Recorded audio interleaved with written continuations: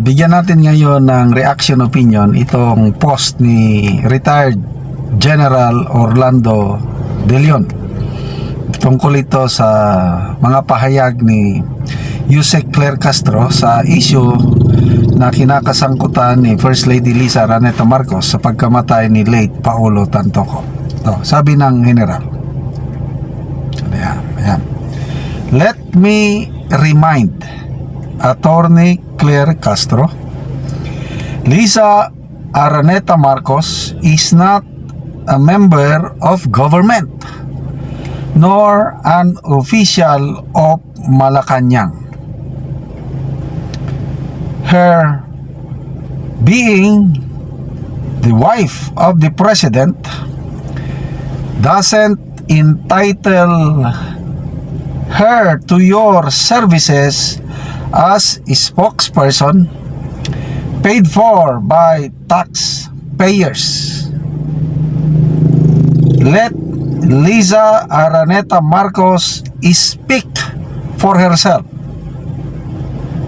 Let her explain to the Filipino people why her trip to Los Angeles, paid for by government, is wrapped in the most despicable controversy.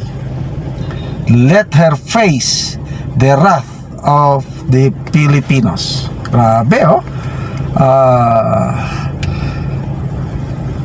Agree ako dito sa sinasabi ni General De Leon na ang First Lady is wala siyang titulo, hindi siya kasama sa gobyerno. Although asawa siya ng presidente, tinatawag siyang First Lady, kaya lang sa government hierarchy wala siya talaga. Asawa lang siya ng Pangulo, kaya lang she's not entitled to the services of a palace press officer. Oh, agree ako dun. Bakit ngayon itong kinakasangkutan ni First Lady ang nagsasalita si Yusek Claire Castro? Bakit hindi magsalita si First Lady? Oh, yan ang tanong ng taong bayan. Okay, so hindi pwede yung statement lang ng palace press officer. Kailangan talaga na na magsalita ang ito, pakinggan natin ang ng SMNI. Biniverify pa natin. Ma'am Joey, ano bang masasabi mo? Sa pinublish na document, isa sa mga companions ni First Lady Liza Marcos, merong ang palasyo. Kailangan nila magpaliwanag ng First Lady.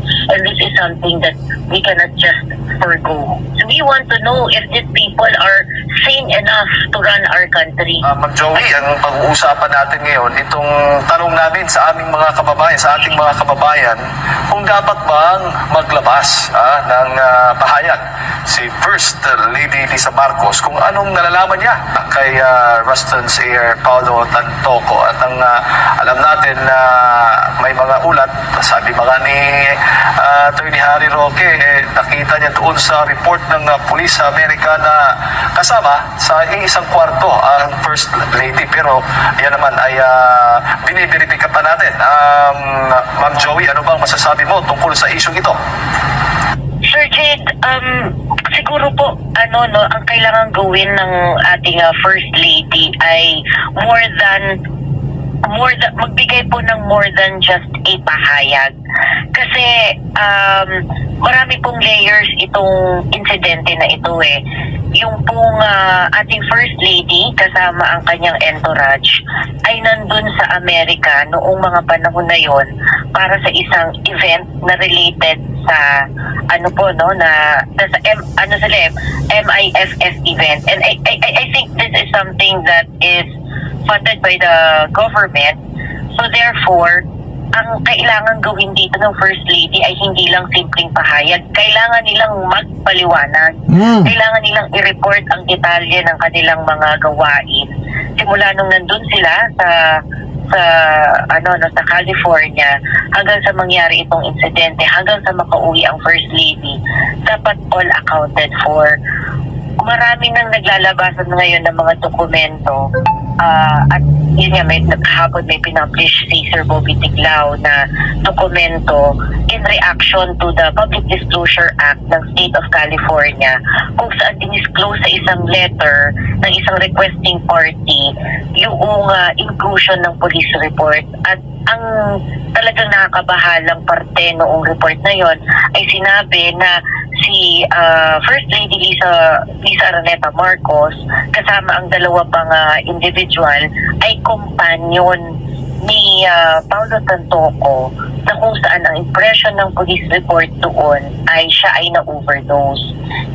Nitong nakaraang linggo na kumpirma through public documents din na talagang namatay itong si Paulo Tantoco dahil sa overdose, at siya ay kinikilala na parte ng entourage ni First Lady Lisa Marcos. So maraming mga katanungan hindi lang kailangan talagang magpaliwanag ng palasyo ukol dito, kasi masyado ng maraming tanong, masyado ng maraming mga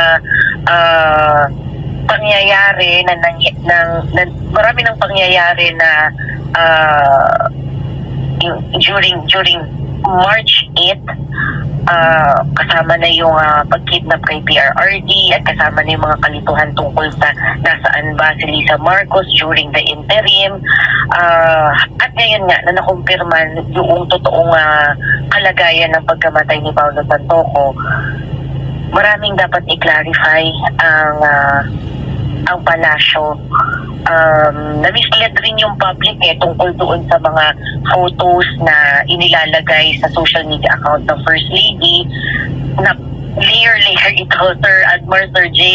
Tingin ko kung magkakaroon sila ng pahayag, ito ay dapat isang paliwanag na magre-report ng buong pangyayari simula nung March 8. Okay, so yan ang pahayag ni Joey Cruz o Joey Di Bebre.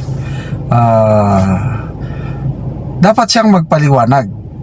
Ang First Lady, hindi lang si Yusek Claire Castro. Ulitin ko yung reminder ni General De Leon,